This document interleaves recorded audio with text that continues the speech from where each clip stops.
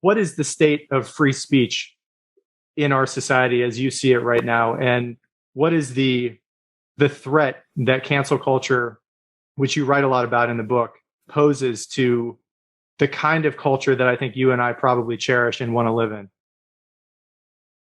The legal state of free speech is better than it's ever been before. Starting with landmark decisions in the 1950s and 60s, the Supreme Court has steadily shored up the freedom to speak your mind without government intervention or formal sanction. And I can tell you, as a gay American, this has revolutionized civil rights. It's revolutionized everyday life for people like me. The state of social free speech is precarious. So it turns out that you need not only the law of free speech, protection from the government, but it turns out that you need a civic environment, a social environment, which is hospitable to people speaking their mind and which tells people, you may be offended sometimes. That's life.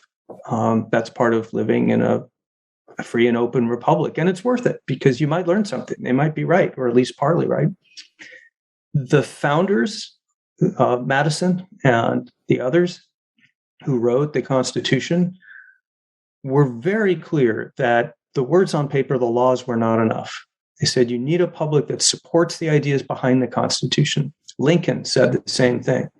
John Stuart Mill, in On Liberty, the greatest free speech book ever written, makes the same point. He says the biggest threat to freedom of speech is not from the government. It's from censorious social attitudes that oppress people who are, his word was eccentric. Our word for that would be individualistic, people with their own ideas that are different.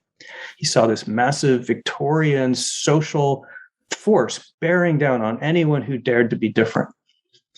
Well, we kind of forgot that in America because we went through the 60s and 70s. It became quite a free and open culture. Now we're rediscovering it because over 60% of Americans and over 60% of college students now say that they are reluctant to share their true political opinions for fear of bad social or professional consequences. That number, Knight's been polling about that every year. The number on campus has risen little by little every year. It's now about 66% in the latest poll of students who say they're chilled. They're unwilling to be open and honest about their views. A third of all Americans, and this is across ideologies, not just conservatives. It's true of progressives also. A third of Americans say they're reluctant to let their true political opinions be known at work for fear of professional consequences or even losing their jobs. It's hard to compare, but it looks like, according to survey evidence, the rate of self-censorship now in America is 3 to 4 times the level of the McCarthy era. And that may sound weird, but if you think about it, it's not, because in the McCarthy era, you knew what not to say. You knew how to stay safe, stay away from communism. Also, by the way, homosexuality. If you do that, you're probably fine. Today, in the world of what's now called cancel culture, we should talk about what that actually is. The whole point is to keep people guessing about where the boundaries are. They change from day to day. The words you have to use, what it is that you can't be silent about.